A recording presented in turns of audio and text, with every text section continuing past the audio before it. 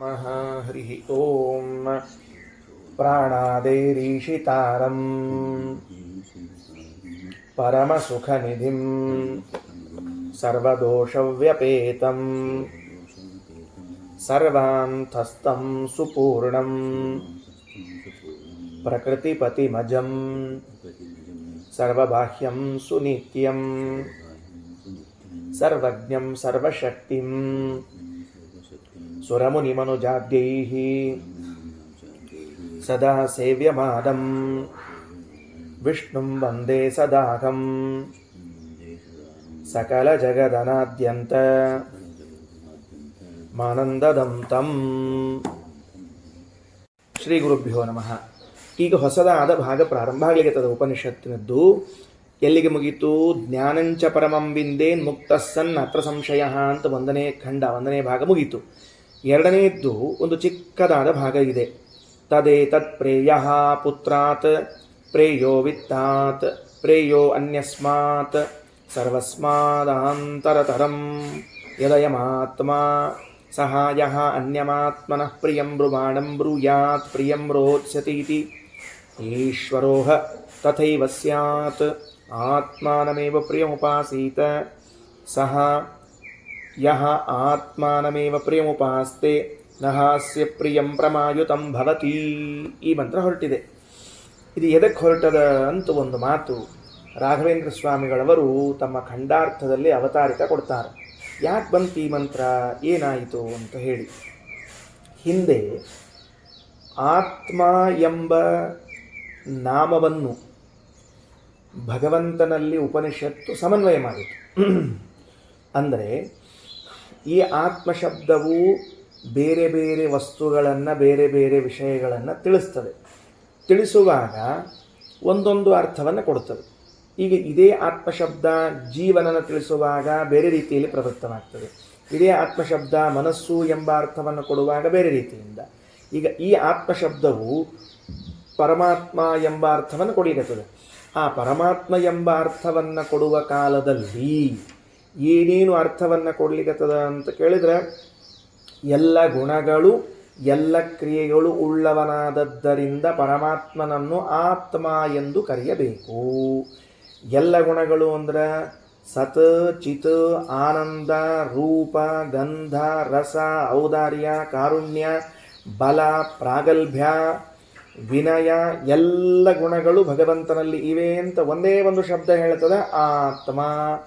ನೋಡುತ್ತಾನೆ, ಕೇಳುತ್ತಾನೆ, ಮಲಗುತ್ತಾನೆ, ಮಾತಾಡುತ್ತಾನೆ, ಓಡುತ್ತಾನೆ, ನಿಲ್ಲುತ್ತಾನೆ, ಈ ಎಲ್ಲ ಕ್ರಿಯೆಗಳನ್ನು ಹೇಳುವ ಒಂದೇ ಶಬ್ದ ಆತ್ಮ. ಹಾಗಾದರೆ ಇಂತಹ ಅನೇಕ ಗುಣಕ್ರಿಯಾದಿ ಅರ್ಥಗಳನ್ನು ಹೇಳುವ ಆತ್ಮ ಶಬ್ದವು ಭಗವಂತನನ್ನು ಉಪಾಸಿಸುವಾಗ ಏನಂತ ಚಿಂತನೆ ಮಾಡಿರಿ ಅಂತ ಹೇಳ್ತದೆ? ಆತ್ಮತ್ವೋಪಾಸನ. ಭಗವಂತನನ್ನು ಆತ್ಮ ಎಂದು ಉಪಾಸನ ಮಾಡ್ರಿ, ಧ್ಯಾನ ಮಾಡ್ರಿ, ಪೂಜೆ ಮಾಡ್ರಿ, ಭಜನೆ ಮಾಡ್ರಿ, ನೆನೆಯಿರಿ. ಮೊದಲು ನೆನೆಯಿರಿ. ಕುಳಿತುಕೊಂಡ್ರೆ ಕ್ಷಣ ಅವಕಾಶ ಸಿಕ್ಕರೆ ಮೊಬೈಲ್ ಬೇಡ, ಫೇಸ್ಬುಕ್ ಬೇಡ, ವಾಟ್ಸಪ್ ಬೇಡ, ಯೂಟ್ಯೂಬ್ ಬೇಡ, ಕೂತ್ರೆ ಒಂದು ಕ್ಷಣ ಭಗವಂತ ಆತ್ಮ ಅಂತ ನೆನೆಯಿರಿ. ನೆನೆದಾಗ ದೇವರ ಈ ಕ್ಷಣದಲ್ಲಿ ಏನು ಮಾಡ್ತಿರಬಹುದು? ಕೂತಿರಬಹುದು, ನಿಂತಿರಬಹುದು, ಮಾತಾಡ್ತಿರಬಹುದು, ಉಸಿರಾಡ್ತಿರಬಹುದು. ಹೀಗೆ ನೀವು ಅವನ ಎಲ್ಲ ಗುಣಗಳ ಕರ್ಮಗಳ ಚಿಂತನೆಯನ್ನು ಮಾಡ್ರಿ. ಆತ್ಮತ್ವೋಪಾಸನ ಇದು ಅತ್ಯಂತ ಫಲಕಾರಿಯಾದದ್ದು ಅಂತ ನಿನ್ನೆಯ ಪಾಠದಲ್ಲಿ ಕೇಳಿದಿರಿ. ಅದ್ಯಪಾಠ ಪ್ರಸಕ್ತಿ ಇವತ್ತೇನು ಅಂದರೆ, ಅದನ್ನು ಸುಮ್ಮನೆ ಚಿಂತನೆ ಮಾಡಿದರೆ ಬರೋದಿಲ್ಲ. ಈ ಘಟ್ಟ, ಉಪನಿಷತ್ತಿನ ಘಟ್ಟ, ಇವತ್ತಿನ ಭಾಗ ಗಟ್ಟಿ ಮಾಡಿಕೊಳ್ಳ್ರಿ. ಭಕ್ತಿಯ ಬಗ್ಗೆ ಭಾರೀ ಮಾತುಗಳನ್ನು ಹೇಳ್ತದೆ ಬೃಹದಾರಣ್ಯಕ ಉಪನಿಷತ್ತು. ಭಕ್ತಿಯಿಂದ ಮಾಡಬೇಕು ಅಂದ್ರೆ ಅದನ್ನು ಎಷ್ಟು ಚಂದ ಬರೀತಾರೆ ರಾಯರಂತಾರೆ. ಆತ್ಮೋಪಾಸನಂ, ಭಗವಂತನಲ್ಲಿ ಆತ್ಮತ್ವೋಪಾಸನೆಯನ್ನೇನು ಮಾಡುತ್ತಿದ್ದೀರಿ, ಅಥವಾ ಭಗವಂತನು ಆತ್ಮ ಎಂದು ಉಪಾಸನೆಯನ್ನೇನು ಮಾಡುತ್ತಿದ್ದೀರಿ, ಇದು ಪ್ರೇಮ ಶಬ್ದಿತ ಭಕ್ತಿಯುಕ್ತಂ ಚೇತ್, ಭಕ್ತಿಯಿಂದ ಕೂಡಿದ್ದಾಗಿದ್ದರೆ ಮಾತ್ರ ಪುಮರ್ಥ ಹೇತು, ಫಲಕ್ಕೆ ಕಾರಣವಾಗ್ತದೆ. ಭಕ್ತಿ ಇಲ್ಲದೆ ಮಾಡಿದ ಉಪಾಸನೆಯು ಫಲಕ್ಕೆ ಕಾರಣವಾಗುವುದಿಲ್ಲ. ಏನಾಯಿತು? ಮಂತ್ರಾಲಯ ಸ್ವಾಮಿಗಳವರ ಪ್ರಕಾರ ಇಲ್ಲವರು ದೃಷ್ಟಾಂತತ್ವೇನ ಒಂದು ಕೊಟ್ಟಾರೆ. ಈಗ ಆತ್ಮತ್ವೋಪಾಸನ ಅಂತ ಒಂದದ. ಇದನ್ನು ಬಿಟ್ಟು ನೀವು ಇನ್ನೇನೇ ಪರಮಾತ್ಮನ ವಿಷಯದಲ್ಲಿ ಉಪಾಸನೆ ಮಾಡುವಾಗಲೂ ಕೇವಲ ಉಪಾಸನೆಯನ್ನು ಮಾಡಿದರೆ ಫಲ ಕೊಡುವುದಿಲ್ಲ.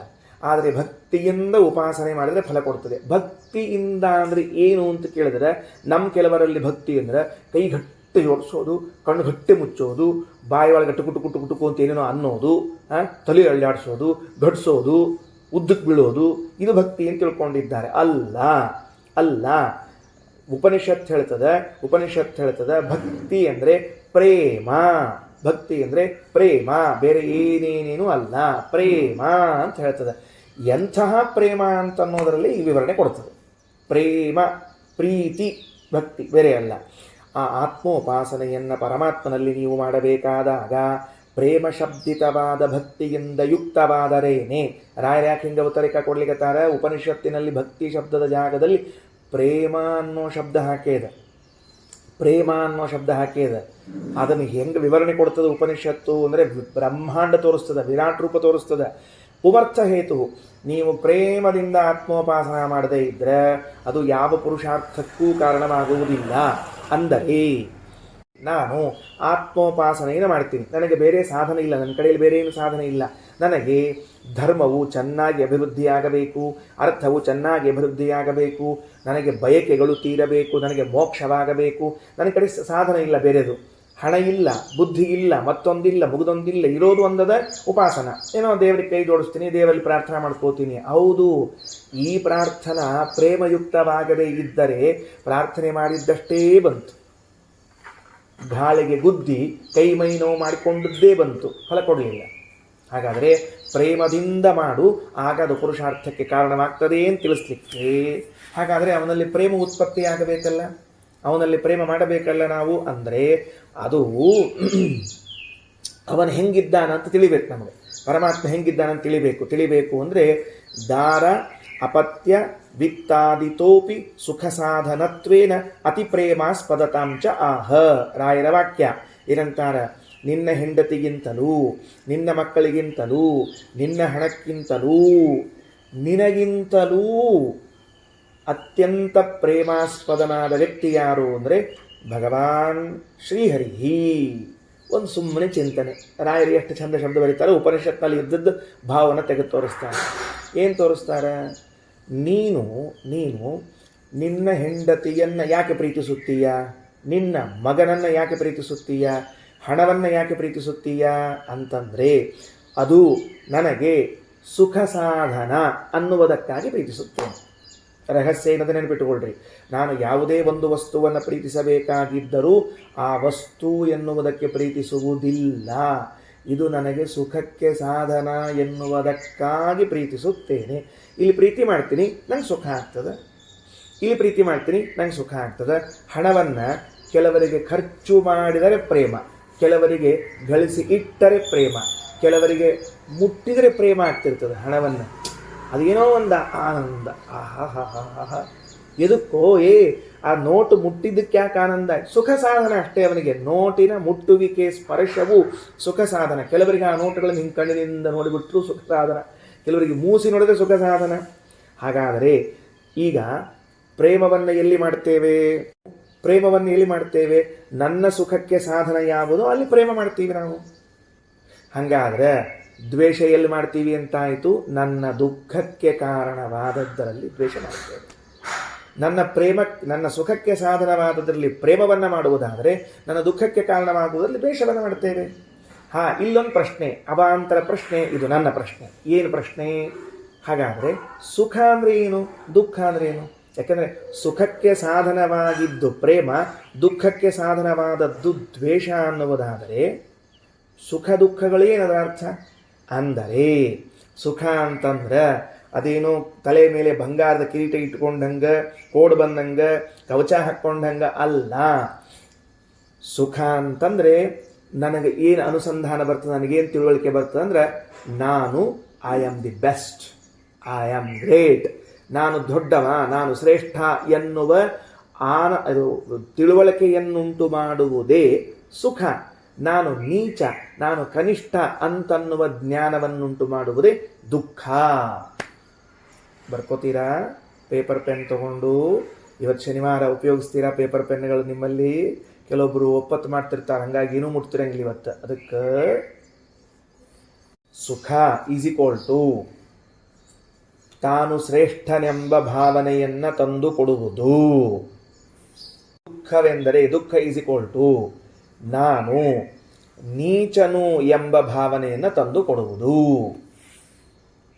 ಈ ಸುಖ ದುಃಖಗಳು ಏನು ಮಾಡಿರ್ತಾವೆ ಗೊತ್ತೇನು? ನನ್ನಲ್ಲಿ ಉಚ್ಚತ್ವ ನೀಚತ್ವ ಅನುಸಂಧಾನ ತಂದು ಕೊಟ್ಟಿರ್ತದೆ. ಸುಖ ಅಂದರೆ ನಾನು ಉಚ್ಚನೆಂಬುದಾಗಿ, ದುಃಖ ಅಂದರೆ ನಾನು ನೀಚನೆಂಬುದಾಗಿ ಭಾವನೆಯನ್ನು ತಂದು ಕೊಡ್ತದೆ. ಅದಕ್ಕೆ ನೋಡ್ರಿ, ದುಃಖ ಆದಾಗ ಒಂದು ಮೂಲೆಯಾಗಿ ಕೂತಿರ್ತೀವಿ, ಸುಖ ಆದಾಗ ಇಡೀ ಊರು ತುಂಬ ಜಿಗದಾಡ್ಕೊಂಡು ಬಂದಿರ್ತೀವಿ. ಇಡೀ ಊರು ತುಂಬ ಯಾಕೆ ಜಿಗದಾಡ್ಕೊಂಡು ಬಂದೆಪ್ಪ ನೀನು? ನನ್ನ ಮಗ ಪಾಸ್ ಆದ, ನನ್ನ ಮಗ ಪಾಸ್ ಆದ ಅಂತ ಊರು ತುಂಬ. ನನ್ನ ಮಗಳು ಪಾಸ್ ಆಲು, ನನ್ನ ಮಗಳು ಗೋಲ್ಡ್ ಮೆಡಲ್ ಇಷ್ಟ ಅದು ಊರು ತುಂಬ. ಯಾಕೆ? ಅಲ್ಲಿ ಆತ್ಮನ ವಿಕಾಸ, ಅರ್ಥಾತ್ ನನಗೆ ಉಚ್ಚತ್ವಾನುಸಂಧಾನ ಬಂದದೆ. ಎಲ್ಲರ ಮುಂದೆ ಹೇಳ್ಕೊಂಬರ್ಬೇಕು, ನಾ ಎಷ್ಟು ಶ್ರೇಷ್ಠ ಇದ್ದೀನಿ ನೋಡ್ರಿ, ನಾ ಎಷ್ಟು ಶ್ರೇಷ್ಠ ಇದ್ದೀನಿ ನೋಡ್ರಿ ಅಂತ. ದುಃಖ ಆದಾಗ ಬಾಗಲ ಹಾಕ್ಕೊಂಡು ಕೂತಿರ್ತೀವಿ. ಯಾಕೆ? ನನ್ನಷ್ಟು ನೀಚ ಇನ್ನೊಬ್ಬ ಇಲ್ಲ, ನನ್ನ ಮುಖ ನೋಡೋದು ಯಾರು ಬೇಡ ಅಂತ ಕೂತಿರ್ತೀನಿ. ಆದ್ದರಿಂದ ಸುಖ ದುಃಖಗಳು ಅಂದರೆ ನನಗೆ ನಾನು ಉತ್ತಮನೆಂಬ ಭಾವನೆಯನ್ನು ತಂದುಕೊಡುವುದು ಸುಖ, ನಾನು ನೀಚನೆಂಬ ಭಾವನೆಯನ್ನು ತಂದುಕೊಡುವುದು ದುಃಖ. ಸರಿ, ಹಾಗಾದರೆ ಈ ನಾನು ಉತ್ತಮನೆಂದು ಭಾವನೆಯನ್ನು ತಂದುಕೊಡುವ ಅರ್ಥಾತ್ ಸುಖಕ್ಕೆ ಸಾಧನ ಯಾವುದು ಅಂದರೆ ಪ್ರೇಮ. ಎಲ್ಲಿ ಅದು ಯಾವುದು ಅಂತಂದರೆ ಹೆಂಡತಿ, ಮಕ್ಕಳು, ವಿತ್ತ, ಮನೆ, ಮಠ. ಅದಕ್ಕೆ ನಾನು ಇವುಗಳಲ್ಲಿ ಪ್ರೇಮವನ್ನು ಮಾಡ್ತಾ ಇದ್ದೇನೆ. ಯಾಕೆ ಇವುಗಳಲ್ಲಿ ಪ್ರೇಮ ಮಾಡ್ಲಿಕ್ಕತ್ತೀನಪ್ಪ ಅಂತಂದ್ರೆ ಪುಕ್ಸಟ್ಟೆ ಮಾಡ್ಲಿಕ್ಕತ್ತಿಲ್ರಿ, ಇದು ನನ್ನ ಸುಖ ಸಾಧನ, ಇದು ನನ್ನ ಸುಖ ಸಾಧನ ಅಂತ ಮಾಡ್ಲಿಕ್ಕತ್ತೀನಿ. ಸರಿಯಾ? ಹಾಗಿದ್ದರೆ ಇಲ್ಲೇನು ನೀ ಪ್ರೇಮ ತೋರಿಸ್ಲಿಕ್ಕತ್ತೀಯಲ್ಲಪ್ಪ? ಎಲ್ಲಿ ಪ್ರೇಮ ತೋರಿಸ್ಲಿಕ್ಕತ್ತಿ ನೀನು? ಎಲ್ಲಿ ಪ್ರೇಮ ತೋರಿಸ್ಲಿಕ್ಕತ್ತಿ? ಹೆಂಡತಿಯಲ್ಲಿ, ಮಕ್ಕಳಲ್ಲಿ, ಮನೆಯಲ್ಲಿ, ದುಡ್ಡಿನಲ್ಲಿ, ಮತ್ತೊಂದರಲ್ಲಿ, ಕೊನೆಗೆ ನಿನ್ನಲ್ಲಿ. ಈ ಪ್ರೇಮದ ಮೀಟರ್, ಈ ಪ್ರೇಮದ ಲೆವೆಲ್ಲು ಸ್ವಲ್ಪ ಹೆಚ್ಚಾಗಬೇಕು, ಸ್ವಲ್ಪ ಹೆಚ್ಚಾಗಬೇಕು, ಸ್ವಲ್ಪ ಹೆಚ್ಚಾಗಬೇಕು. ಎಲ್ಲಿ ಹೋಗಬೇಕು ಅಂತ ಕೇಳಿದ್ರೆ ಪರಮಾತ್ಮನಲ್ಲಿ ಪ್ರೇಮ ಮಾಡಬೇಕು. ಹೆಂಗೆ ಪ್ರೇಮ ಮಾಡಬೇಕು? ಪರಮಾತ್ಮನು ಸುಖ ಸಾಧನ. ಯಾರು? ನಾವು. ದೇವತೆಗಳಲ್ಲ, ವಾಯುದೇವರು, ಬ್ರಹ್ಮದೇವರು, ಗರುಡಶೇಷ ದೇವತೆಗಳಲ್ಲ, ನಾವು ಪರಮಾತ್ಮನಲ್ಲಿ ಏನು ಪ್ರೇಮ ಮಾಡಬೇಕು? ನಮಗೆ ಪರಮಾತ್ಮ ಸುಖ ಸಾಧನ ಎಂದು ಪ್ರೇಮವನ್ನು ಮಾಡಬೇಕು.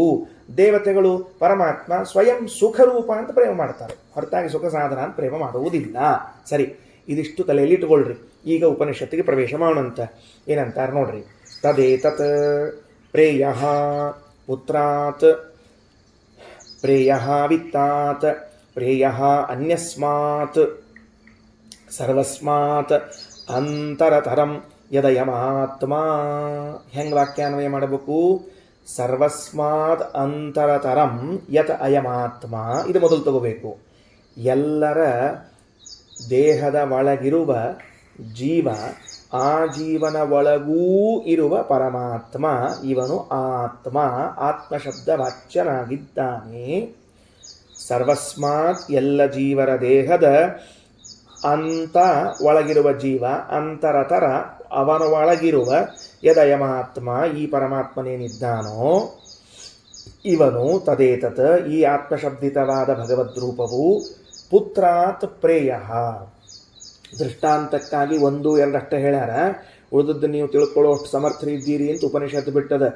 ಆಚಾರ 2 ಹೇಳ್ಯದ ಅಂತ ತಿಳ್ಕೊಳ್ಬೇಡ್ರಿ. ಮತ್ತೆ 2 ಹೇಳಿರ್ತದೆ. ಯಾಕಂದ್ರೆ ತಿಳ್ಕೊಳ್ಳಿಕ್ಕೆ. ಪುತ್ರಾತ್ ಪ್ರೇಯ, ನನ್ನ ಮಗನಿಗಿಂತಲೂ ಪ್ರಿಯನಾಗಿದ್ದಾನೆ. ಅಲ್ರಿ, ಪ್ರಿಯ ಅನ್ಬೇಕಾಗಿತ್ತು, ಪ್ರೇಯ ಅಂತ ಯಾಕಂದ್ರು ಅಂತಂದ್ರೆ ಅತಿಶಯೇನ ಪ್ರಿಯ ಪ್ರೇಯ.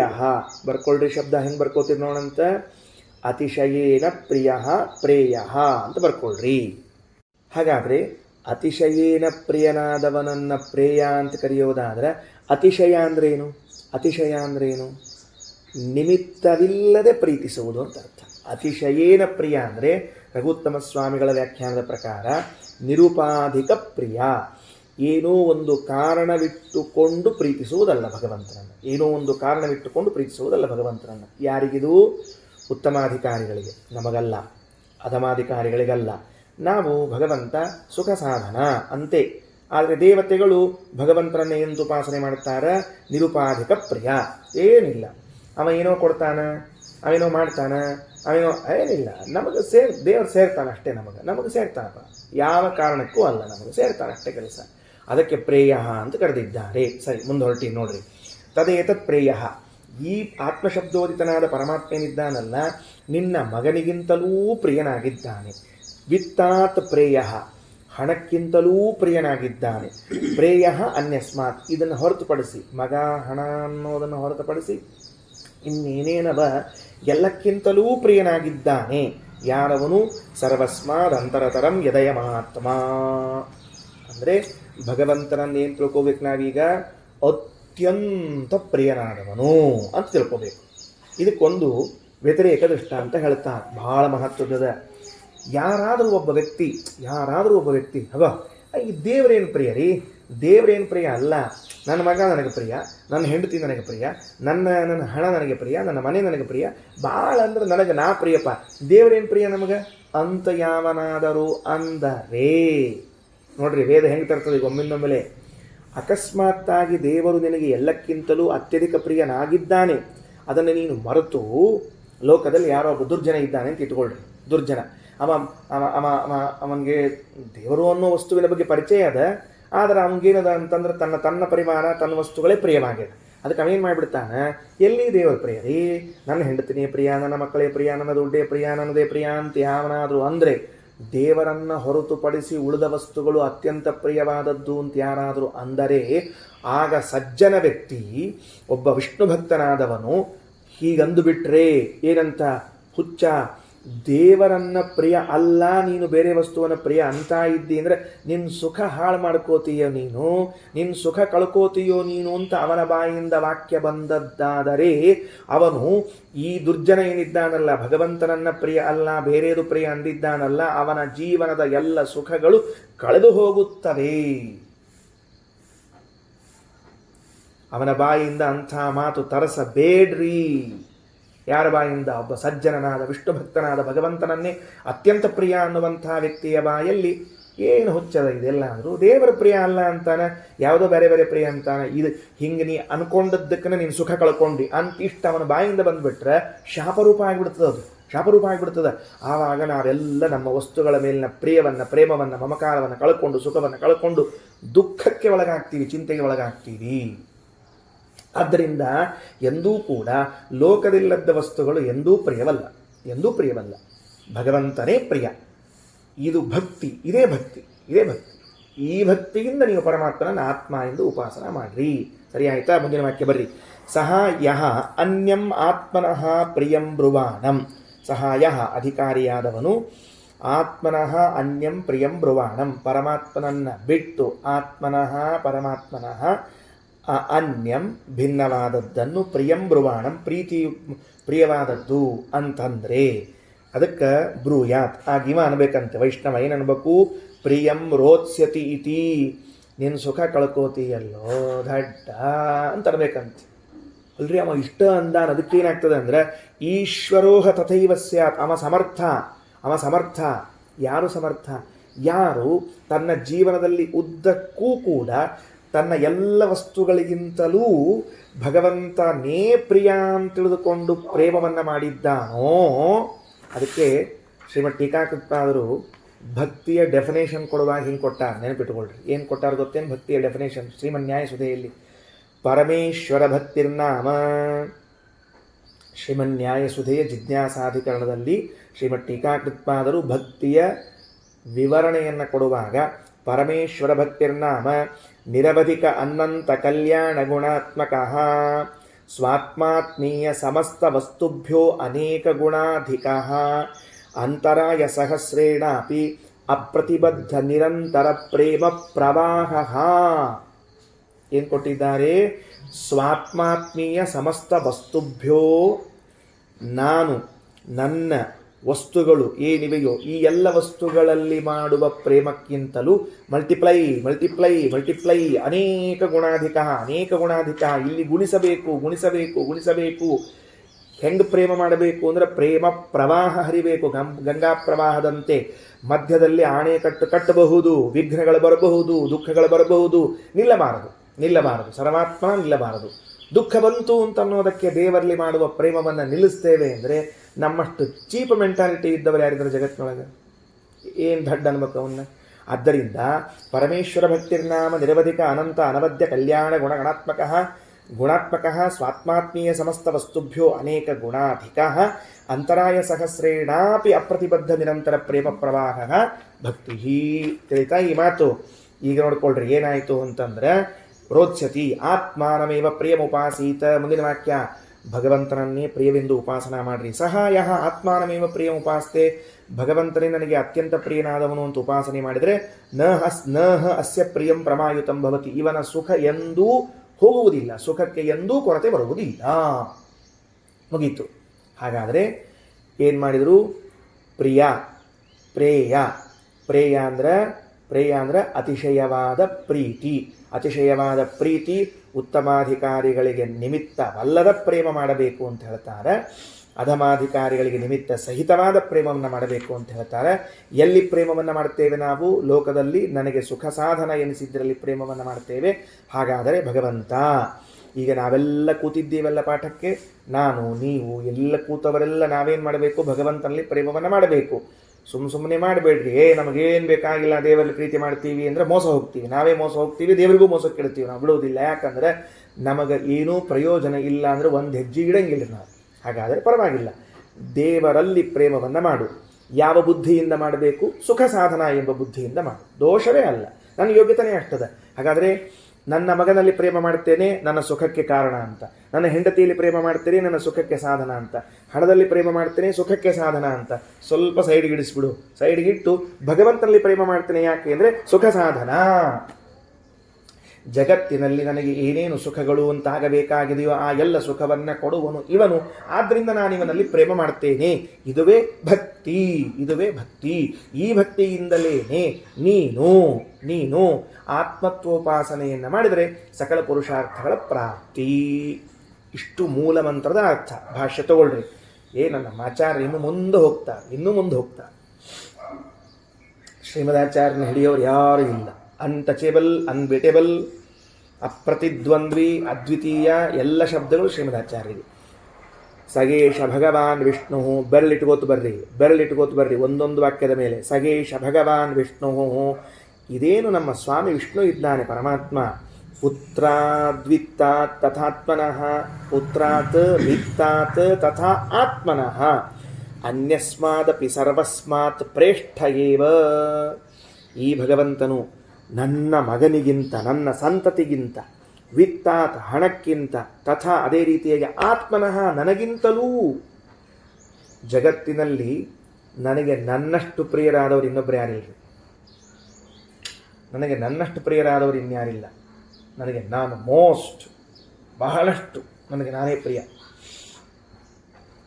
ನನಗೆ ನಾನು ಪ್ರಿಯನಾಗಿದ್ದೇನೆ. ನನ್ನ ಪ್ರೀತಿಗೆ ಕಾರಣ ಆಗ್ತಾವಿವೆಲ್ಲ ಅಂತ ತಿಳ್ಕೊಂಡು ಅವನು ಪ್ರೀತಿಸೋದಷ್ಟೇ, ಬೇರೆ ಏನಿಲ್ಲ. ಅನ್ಯಸ್ಮಾದಪಿ ಸರ್ವಸ್ಮಾತ್. ಇವನು ಬಿಟ್ಟು ಇನ್ಯಾವ ವಸ್ತುಗಳವ ಅವೆಲ್ಲಕ್ಕಿಂತಲೂ ಪ್ರೇಷ್ಠ ಏವ ಸ್ವಭಾವತಃ. ಅತಿಶಯನ ಪ್ರಿಯನಾಗಿದ್ದಾನೆ ಸ್ವಾಭಾವಿಕವಾಗಿ ಪರಮಾತ್ಮ. ನೆನಪಿಟ್ಟುಕೊಳ್ರಿ, ಇಲ್ಲೇನೋ ನಾವು ಮತ್ತೆ ಶುಕ್ತಿಯಲ್ಲಿ ರಜತವನ್ನು ಆರೋಪ ಮಾಡಿದಂತೆ, ಹಗ್ಗದಲ್ಲಿ ಹಾವನ್ನು ಆರೋಪ ಮಾಡಿದಂತೆ, ಬಿಸಿಲು ಕುದುರೆಯಲ್ಲಿ ನೀರನ್ನು ಆರೋಪ ಮಾಡಿದಂತೆ ಭಗವಂತನಲ್ಲಿ ಪ್ರಿಯತಮತ್ವವನ್ನು ಆರೋಪ ಮಾಡ್ತಿಲ್ಲ. ಸ್ವಾಭಾವಿಕವಾಗಿ ಪ್ರಿಯತಮನಾಗಿದ್ದಾನೆ ಭಗವಂತ. ಮುಂದೆ ಅಲ್ರಿ, ದೇವ್ರ ಪ್ರಿಯನಾಗ್ಯಾನ ಅಂತಂತೀರಿ. ನಮಗೇನು ಹಂಗೆ ಅನಿಸಿಲ್ಲಲ್ಲ. ನಿನಗೆ ಹೆಂಗೆ ಅನಿಸಿದ? ನನಗೆ ನಾನು ಪ್ರಿಯ ಅಂತ ಅನಿಸಿದ. ಶ್ರೀಮದಾಚಾರ್ಯ ಅಂದ್ರೆ ಬಾ ಗೊತ್ತದ ಬಾ, ನಂಗೆ ನೀ ಇಂಥ ಶಾಣೆ ಇದ್ದೇನು ಗೊತ್ತದ ಬಾ. ನಾನೊಂದು ಮಾತು ಹೇಳ.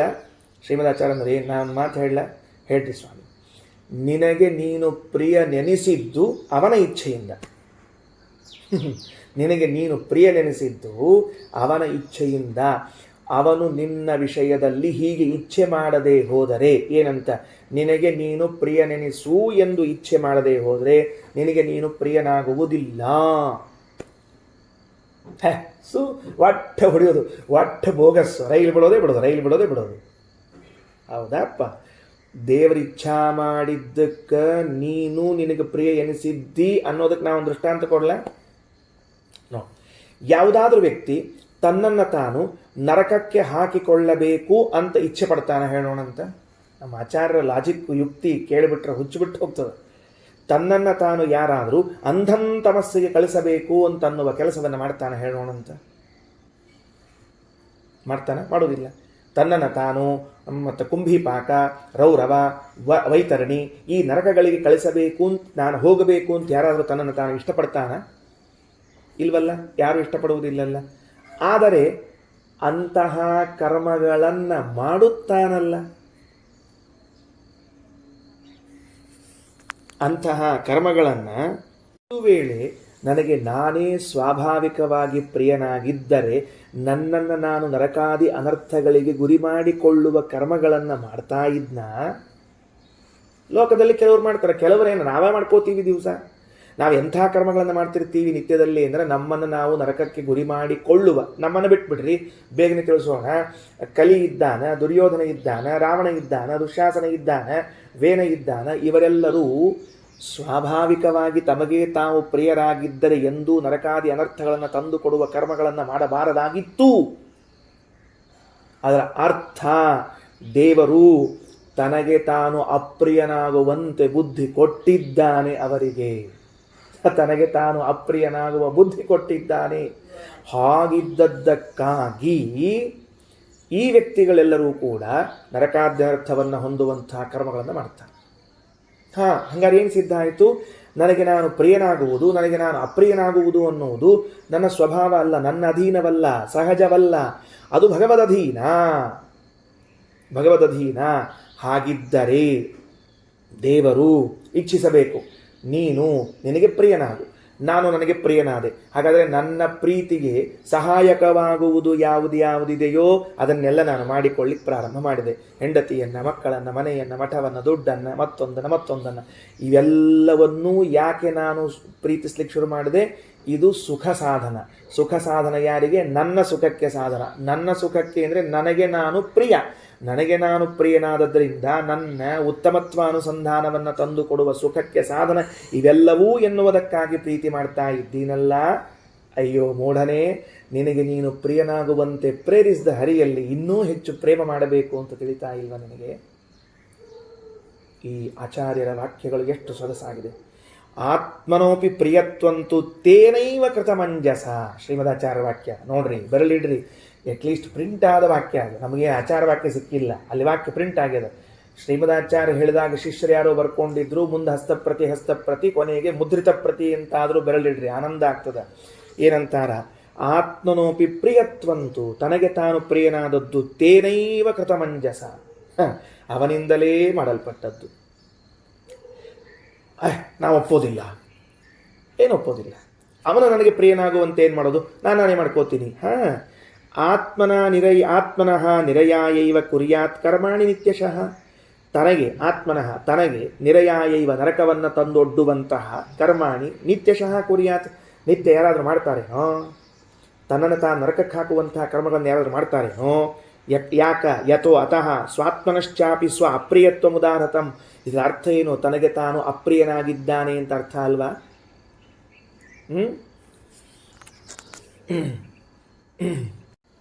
ಹಾಗಿದ್ದರೆ ಯಥೋತ ಸ್ವಾತ್ಮನಶ್ಚಾಪಿ ಸ್ವಾಪ್ರಿಯತ್ವ ಮುದಾಹೃತಂ, ತನಗೆ ತಾನು ಅಪ್ರಿಯನಾಗುವಂತೆ ಮಾಡಿಕೊಂಡಿದ್ದಾನೆ. ಸಚೇದ್ ಅಪ್ರಿಯಕೃತ್. ಒಂದು ವೇಳೆ ಭಗವಂತ ನಿನ್ನನ್ನು ಅಪ್ರಿಯನಾಗುವಂತೆ ಮಾಡಿಬಿಟ್ರೆ ನಾತ್ಮಾಪಿ ಪ್ರಿಯತಾಮ್ರಜೇತ, ನನಗೆ ನಾನೂ ಪ್ರಿಯನಾಗುವುದಿಲ್ಲ. ದೇವ್ರು ಅಂದ್ಕೊಂಡ ಅಂತ ಇಟ್ಕೊಡ್ರೆ, ನಿನಗೆ ನೀ ಅಪ್ರಿಯನಾಗಲೇ ಅಂತ ದೇವ್ರು ಹಿಂಗೆ ಅಂದುಬಿಟ್ಟ ಅಂತ ಅಂದ್ಕೊಳ್ರಿ. ನಾ ಶುದ್ಧ ಉತ್ತರ ಕನ್ನಡ ಭಾಷೆದಾಗ ಹೇಳಿನ, ಮತ್ತೆ ಹಂಗೆ ದೇವರ ಅಂತಾನ ಅಂತ ಇಟ್ಕೋಬೇಡ್ರಿ. ಮತ್ತೆ ನಿನಗೆ ನೀನು ಅಪ್ರಿಯನಾಗು ಅಂತ ದೇವರೇನಾದರೂ ಅಂದುಬಿಟ್ರೆ ಆಗ ನನಗೆ ನಾನು ಪ್ರಿಯನಾಗುವುದಿಲ್ಲ. ಅಸ್ಮಿನ್ ಪ್ರಿಯಂ ಸರ್ವಂ. ದೇವರು ಪ್ರೀತನಾದರೆ ಎಲ್ಲವೂ ಪ್ರಿಯವಾಗಿಬಿಡ್ತದೆ. ದೇವರು ಪ್ರೀತನಾಗಿ ಬಿಟ್ಟರೆ ಎಲ್ಲವೂ ಪ್ರಿಯವಾಗಿಬಿಡ್ತದೆ. ಏನಾಶ್ಚರ್ಯ.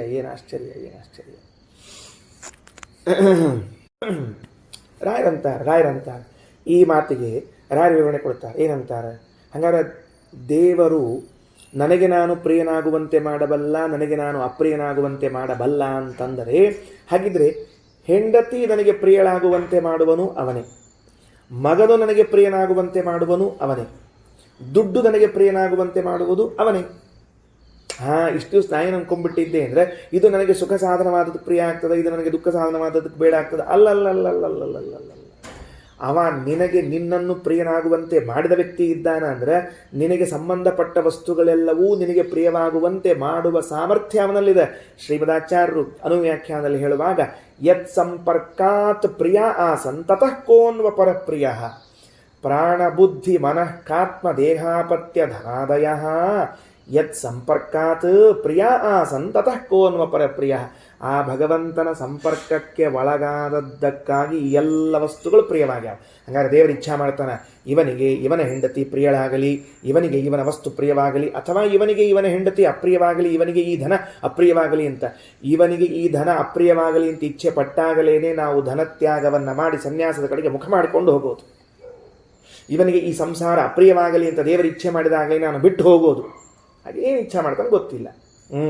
ಅಸ್ಮಿನ್ ಪ್ರಿಯ ಪ್ರಿಯಂ ಸರ್ವಂ. ಆದ್ದರಿಂದ ದೇವರನ್ನ ಪ್ರೀತಿಸು, ದೇವರು ನಿನ್ನ ಮೇಲೆ ಪ್ರಿಯನಾಗುವಂತೆ ಮಾಡಿಸು, ದೇವರು ನಿನ್ನನ್ನು ಪ್ರೇಮವಾಗುವಂತೆ ಮಾಡಿಕೊಂಡು ನಿನ್ನ ಮೇಲೆ ಪ್ರೇಮ ಮಾಡುವಂತೆ ಮಾಡಿಕೊಂಡ್ಬಿಡು, ಎಲ್ಲವೂ ಪ್ರಿಯವಾಗಿ ಬಿಡುತ್ತದೆ. ಸೂತ್ರ, ಫಾರ್ಮುಲಾ, ಶ್ರೀಮದಾಚಾರ್ಯ ಕೊಟ್ಟ ಫಾರ್ಮುಲಾ, ಅಸ್ಮಿನ್ ಪ್ರಿಯೇ ಪ್ರಿಯಂ ಸರ್ವಂ. ಇವನು ಪ್ರೀತನಾದರೆ ಜಗತ್ತೆಲ್ಲವೂ ನನ್ನನ್ನು ಪ್ರೀತಿಸ್ಲಿಕ್ಕೆ ಶುರು ಮಾಡ್ತದೆ. ಹಾಗಾದರೆ ಭಗವಂತ ನನ್ನನ್ನು ಪ್ರೀತಿಸುವಂತೆ ನಾನು ಮಾಡಿಕೊಳ್ಬೇಕಾದ ನನ್ನ ಜವಾಬ್ದಾರಿ. ನೋಡ್ತೀವಲ್ಲ ಶ್ರೀಮದಾಚಾರ್ಯರನ್ನ, ಪದ್ಮನಾಭ ತೀರ್ಥರನ್ನ, ಟೀಕಾಕೃತ್ಪಾದರನ್ನ, ವಿದ್ಯಾಧರಾಜ ತೀರ್ಥರನ್ನ, ವ್ಯಾಸರಾಜರು, ಶ್ರೀಪಾದರಾಜರು, ಬ್ರಹ್ಮಣ್ಯ ತೀರ್ಥರು, ವಿಜೇಂದ್ರ ಸ್ವಾಮಿಗಳು, ರಾಘವೇಂದ್ರ ಸ್ವಾಮಿಗಳವರು, ಎಷ್ಟು ಮಂದಿ, ಸತ್ಯನಾಥ ತೀರ್ಥರು, ಸತ್ಯನಿಧಿ ತೀರ್ಥರು, ಸತ್ಯಧ್ಯಾನ ತೀರ್ಥರು, ಅಧುನಾ ಪೀಠದಲ್ಲಿ ವಿರಾಜಮಾನರಾದ ನಮ್ಮ ಕುಲಗುರುಗಳು ಎಷ್ಟು ಮಂದಿ ಪ್ರೀತಿ ಮಾಡ್ತಾರೆ. ಯಾಕೆ ಪ್ರೀತಿ ಮಾಡ್ತಾರೆ ಅವ್ರನ್ನ ಹೇಳೋಣಂತೆ? ಭಗವಂತನನ್ನು ಪ್ರೀತಿಸಿದ್ದಾರೆ, ಭಗವಂತ ಅವರನ್ನು ಪ್ರೀತಿಸ್ತಾನೆ ಅನ್ನೋದಕ್ಕೆ ಎಲ್ಲರೂ ಪ್ರೀತಿಸ್ತಾರೆ ಅವರನ್ನು. ಸುಮ್ಮನೆ ಬಂದಿಲ್ಲದು. ಅಸ್ಮಿನ್ ಪ್ರಿಯೇ ಪ್ರಿಯಂ ಸರ್ವಂ ತಸ್ಮಾದೇಕಃ ಪ್ರಿಯೋ ಹರಿಹಿ. ಅದರಿಂದ ಒಬ್ಬನೇ ನಿಜವಾಗ್ಲೂ ಪ್ರಿಯನಾದವನು. ಸಚ ಆತ್ಮಶಬ್ದೇನ ಉದ್ದಿಷ್ಟ. ಅಂಥ ಪರಮಾತ್ಮ ಆತ್ಮಶಬ್ದದಿಂದ ಕರೆಯಲ್ಪಟ್ಟಿದ್ದಾನೆ. ಯಸ್ಮಾದ್ ಆಪ್ತಗುಣ ಪ್ರಭು. ಅವನು ಎಲ್ಲ ಗುಣಗಳನ್ನು ಹೊಂದಿದವನಾಗಿದ್ದಾನೆ. ನೋಡ್ರಿ, ಭಕ್ತಿಯನ್ನು ಮಾಡುವ ಕ್ರಮ ತೋರಿಸಿಕೊಡ್ತದೆ ಈ ಅಧ್ಯಾತ್ಮ ಎಂಬ ಗ್ರಂಥ. ನಮಗೆ ಹೆಂಗೆ ದೇವರಲ್ಲಿ ಭಕ್ತಿ ಮಾಡಬೇಕು ಅಂತ ಒಂದು ಕ್ರಮ ತೋರಿಸಿಕೊಡ್ತು. ಭಕ್ತಿ ಅಂದ್ರೆ ಏನು? ಪ್ರೇಮ. ದೇವರಲ್ಲಿ ಹೆಂಗೆ ಪ್ರೇಮ ಮಾಡಬೇಕು ಅನ್ನುವುದನ್ನು ಎಷ್ಟು ಸೈಕಾಲಜಿಕಲ್ ಆಗಿ ಬ್ಯೂಟಿಫುಲ್ ಆಗಿ ತೋರಿಸ್ಕೊಟ್ಟದು. ಅಲ್ಲ, ನೀ ಯಾವ ಸಂಸಾರದ ವಿಷಯದಲ್ಲೂ ಪ್ರೇಮ ಮಾಡಬೇಡ. ಯಾಕಂದರೆ ನೀನು ಅವನ್ನೆಲ್ಲ ಸುಖ ಸಾಧನ ಅಂತ ತಿಳಿದುಕೊಂಡು ಪ್ರೇಮ ಮಾಡ್ತಾ ಇದ್ದಿ. ಸುಖ ಅಂದರೆ ಏನು? ನಿನಗೆ ಪ್ರಿಯವಾಗುವುದು ಅಂದ್ರೆ ನಿನಗೆ ನೀನು ಮೊದಲು ಪ್ರಿಯನಾಗಬೇಕು. ನೀನು ಮೊದಲು ಪ್ರಿಯನಾಗಬೇಕಾದ್ರೆ ಅವ ಇಚ್ಛಾ ಮಾಡಬೇಕು ಅಂದ್ರೆ ನೀನು ಅವನಲ್ಲಿ ಪ್ರೇಮ ಮಾಡಬೇಕು. ಅವನಲ್ಲಿ ನೀನು ಪ್ರೇಮ ಮಾಡಿ ಅವನಿಂದಲೇ ಪ್ರೇಮ ಮಾಡಲಿಕ್ಕೆ ಶುರು ಮಾಡಿದ್ರೆ ಇವೆಲ್ಲ ಸುಖ ಸಾಧನ ಆಗ್ತದೆ. ಆದ್ದರಿಂದ ಭಗವಂತನಲ್ಲಿ ಪ್ರೇಮ ಮಾಡು. ಆತ್ಮತ್ವೋಪಾಸನೆಯನ್ನು ಮಾಡುವಾಗ ಭಗವಂತನಲ್ಲಿ ಪ್ರೇಮಪೂರ್ವಕವಾಗಿ ಮಾಡು. ಅಥೋ ವಿಷ್ಣು ಪ್ರಿಯಂ ಬ್ರೂಯಾತ್ ಯಸ್ವಾತ್ಮಾದ್ಯಂ ದುರಾತ್ಮವಾನ್. ಈಗ ಬಂತು ಏನಂತ? ಅತಃ ಆದ್ದರಿಂದ ವಿಷ್ಣೋ ಪ್ರಿಯಂ ಬ್ರೂಯಾದ್ ಯಃ ಸ್ವಾತ್ಮಾದ್ಯಂ ದುರಾತ್ಮವಾನ್. ಭಗವಂತೇನಷ್ಟ ನಮಗೇನು ಪ್ರಿಯನಲ್ಲ, ಭಗವಂತನಿಗಿಂತ ಭಿನ್ನವಾದ ನಾನು, ನನ್ನ ಹೆಂಡತಿ, ನನ್ನ ಮಕ್ಕಳು ಇವ ಪ್ರಿಯವಾದದ್ದು ಅಂತ ಯಾರಾದರೂ ಹೇಳಿದರೆ ಆಗ ಪ್ರಿಯರೋಧಂ ಕರೋಷೀತಿ ತಂಬ್ರೂಯಾದ್ ವೈಷ್ಣವೋ ಮಹಾನ್. ಉತ್ತಮ ವೈಷ್ಣವ, ಒಬ್ಬ ಉತ್ತಮನಾದ ವೈಷ್ಣವನು ನಿನ್ನ ಸುಖ ಹಾಳು ಮಾಡಿಕೊಳ್ಳಿಕತ್ತಿ ನೀನು. ಏನು ಬೇರೆ ಏನು ಮಾಡ್ಕೊಳ್ಳಿಕತ್ತಿಲ್ಲ ನೀನು. ಭಗವಂತನಿಗಿಂತ ಪ್ರೀತಿ ಪಾತ್ರವಾದ ವಸ್ತು ಬೇರೆ ಇರದ ಜಗತ್ತಿನಲ್ಲಿ ಇಷ್ಟ ಅಂದದ್ದಕ್ಕೇನೆ ನೀನು ಸುಖ ಹಾಳು ಮಾಡ್ಕೊಂಡು. ಏವಂ ವದನ್ ವೈಷ್ಣವಸ್ತು ಸಮರ್ಥ ಪ್ರಿಯರೋಧನೆ. ಇಷ್ಟ ಅಂದರೆ ಏವಂ ವದನ್ ವೈಷ್ಣವ, ಹಿಂಗ ವೈಷ್ಣವ ಹೇಳಿದ್ರೆ ಸಾಕು, ಅವನ ಸುಖವನ್ನು ತಡೆ ಹಿಡಿಲಿಕ್ಕೆ ಸಮರ್ಥನಾಗುತ್ತಾನೆ. ಅಂದರೆ ಅವ ಯಾಪರಿಯಿಂದ ಭಗವಂತನಲ್ಲಿ ಪ್ರೇಮ ಮಾಡಿದ್ದಾನೆ ನೋಡ್ರಿ. ಎಷ್ಟು ಉನ್ನತ ಮಟ್ಟದ ಪ್ರೇಮ ಅದ. ಆ ವ್ಯಕ್ತಿ ಒಂದು ಬಾರಿ ಏನಿವ ಹಿಂಗಿದ್ದಾನೆ ಅಂತಂದರೆ ನಮ್ಮ ಸುಖ ಎಲ್ಲ ಹೋಗ್ಬಿಡ್ತದೆ. ಹಾಗಾದರೆ ದೊಡ್ಡವರಲ್ಲಿ ಬೇಡಿಕೊಳ್ಳುವಾಗ ಏನು ಬೇಡಿಕೊಳ್ಬೇಕು ಅಂತ ತಿಳ್ಕೊಂಬಿಡ್ರಿ. ಮೂರು ಕೆಲಸ. ರಾಯರಲ್ಲಿ ಬೇಡಿಕೊಳ್ಳುವಾಗ, ರಘುತ್ತಮ ಸ್ವಾಮಿಗಳಲ್ಲಿ ಬೇಡಿಕೊಳ್ಳುವಾಗ, ವ್ಯಾಸರಾಜರಲ್ಲಿ, ಶ್ರೀಪಾದರಾಜರಲ್ಲಿ, ವದರಾಜರಲ್ಲಿ ಬೇಡಿಕೊಳ್ಳುವಾಗ ಏನು? ಸ್ವಾಮಿ ನನ್ನ ಮಗುಗೆ ಒಳ್ಳೇದು ಮಾಡು, ನನ್ನ ಹೆಂಡತಿ ಅಯ್ಯಯ್ಯೋ ಮತ್ತಲ್ಲೇ ಪ್ರೀತಿ ಮಾಡ್ಲಿಕ್ಕತ್ತೀಯಲ್ಲೋ. ಇನ್ನೂ ಅವರೇನಾದರೂ ಅಕಸ್ಮಾತ್ತಾಗಿ ಏನಿವ ಎಲ್ಲರ ದೇವರನ್ನ ಬಿಟ್ಟು ಬೇರೆಯವ್ರು ಪ್ರೀತಿಸ್ತಾನೆ, ನೀನು ಸುಖ ಹಾಳು ಮಾಡ್ಕೋತೀಯೋ ನೀನು ಅಂತ ಅವರ ಮನಸ್ಸಿನಲ್ಲಿ ಅಂದುಕೊಂಡ್ರು ನಮ್ದೆಲ್ಲ ಸ್ವಚ್ಛ. ಆದ್ದರಿಂದ ಯಾವ ಕಾರಣಕ್ಕೂ ದೊಡ್ಡವರಲ್ಲಿ ಗುರುಗಳಲ್ಲಿ ಕೇಳಿಕೊಳ್ಳುವಾಗ ಇಷ್ಟೇ, ನಮಗಿನ್ನೂ ಹೆಚ್ಚು ದೇವರಲ್ಲಿ ಪ್ರೀತಿ ಬರಲಿ, ದೇವರು ನಮ್ಮಲ್ಲಿ ಪ್ರೀತಿಸುವಂತೆ ರೆಕಮೆಂಡೇಶನ್ ಕೊಟ್ಬಿಟ್ರೆ ಮುಗಿದೋದು ಕೆಲಸ ಅಷ್ಟೇ. ಏವಂ ವದನ್ ವೈಷ್ಣವಸ್ತು ಸಮರ್ಥ ಪ್ರಿಯರೋಧನೆ ತಸ್ಯ ಸ್ಯಾಚ್ಚ ವಿಶೇಷೇಣ ತದುಕ್ತೈವಾಪಿ ದುಃಖಿನಃ ತಸ್ಯ ಸ್ಯಾತ್. ಅಂಥ ವ್ಯಕ್ತಿಗಾಗ್ತದ, ಯಾರವ ದುರಾತ್ಮ ಅವನಿಗಾಗ್ತದ ತದುಕ್ತೈವ ದುಃಖಿನಃ, ಅವರ ಮಾತೇ ಇವರಿಗೆ ಶಾಪದಂತೆ ಪರಿಣಾಮಗೊಳ್ಳುತ್ತದೆ. ಆದ್ದರಿಂದ ತಸ್ಮಾತ್ ಸರ್ವಪ್ರಿಯೋ ವಿಷ್ಣು ಇತ್ಯುಪಾಸ್ತೆ ಸದಾ ಪ್ರಿಯ. ಹಾಗಾಗಿ ಎಲ್ಲರಿಗಿಂತಲೂ ವಿಷ್ಣು ಪ್ರಿಯನಾಗಿದ್ದಾನೆ ಎಂದು ಸದಾ ಉಪಾಸನೆ ಮಾಡಿದವರಿಗೆ ಪ್ರಿಯ. ನಾಸ್ಯ ಪ್ರಿಯಮನಿತ್ಯಂ ಸ್ಯಾತ್, ಇವನಿಗೆ ಸುಖ ಅನಿತ್ಯವಾಗುವುದಿಲ್ಲ. ಅಸ್ಯ ಪ್ರೀತಿ ಸದಾ ಭವೇತ್, ಭಗವಂತನ ಪ್ರೀತಿ ಅಥವಾ ಸುಖಗಳು ಸದಾ ಆಗ್ತದೆ. ತಸ್ಮಾತ್ ಸರ್ವಪ್ರಿಯಂ ವಿಷ್ಣುಂ ಉಪಾಸೀತೈವ ನಿತ್ಯಶಃ, ಯಾವಾಗಲೂ ಸರ್ವಪ್ರಿಯನಾಗಿದ್ದಾನೆ ಭಗವಂತ ಅಂತ ಉಪಾಸನೆ ಮಾಡ್ರಿ. ನಿತ್ಯ ಪ್ರಿಯಕರೋ ವಿಷ್ಣುರ್ ಭವೇತ್, ನೀವು ನಿತ್ಯದಲ್ಲಿ ಭಗವಂತ ನಮಗೆ ಪ್ರಿಯಕರ ಪ್ರಿಯ ಪ್ರಿಯ ಅಂತ ಉಪಾಸನೆ ಮಾಡ್ರೆ ಅವ ನಿತ್ಯದಲ್ಲಿ ಪ್ರಿಯ ಮಾಡ್ತಾ ಹೋಗ್ತಾನೆ. ತಸ್ಯಾಪ್ಯಜ ಸ್ವಯಂ, ಅನಾದ್ಯನಂತ ಕಾಲದಲ್ಲಿ ಭಗವಂತ ನಿಮಗೆ ಪ್ರಿಯವನ್ನೇ ಮಾಡಲಿಕ್ಕೆ ಇದ್ದಾನೆ, ನಿಮಗೆ ಪ್ರಿಯವನ್ನೇ ಮಾಡಲಿಕ್ಕಿದ್ದಾನ, ನೀವು ಅವನನ್ನು ಪ್ರೀತಿಸಿರಿ. ಇತ್ಯಧ್ಯಾತ್ಮೆ, ಇಷ್ಟು ಅಧ್ಯಾತ್ಮ ಗ್ರಂಥದಲ್ಲಿ ಅದ್ಭುತವಾದ ಭಕ್ತಿಯ ಬಗ್ಗೆ ಹೇಳಿದ್ದಾರೆ ಎಂದು ತಿಳಿಸಿದರು. ಹಾಗಾದರೆ ನಾವು ಪರಮಾತ್ಮನನ್ನು ಭಕ್ತಿಯಿಂದ ಪ್ರೇಮದಿಂದ ಆತ್ಮ, ಎಲ್ಲ ಗುಣಗಳನ್ನು ಹೇಳುವ ಶಬ್ದ, ಎಲ್ಲ ಕ್ರಿಯೆಗಳನ್ನು ಹೇಳುವ ಶಬ್ದ, ಹೀಗಾಗಿ ನಾವು ಅದರ ಚಿಂತನೆಯನ್ನು ಮಾಡಿದರೆ ಸಕಲ ಪುರುಷಾರ್ಥಗಳ ಪ್ರಾಪ್ತಿಯಾಗ್ತದೆ ಎಂದು ತಿಳಿಸಿಕೊಟ್ಟಿದ್ದಾರೆ. ಶ್ರೀಕೃಷ್ಣಾರ್ಪಣಮಸ್ತು.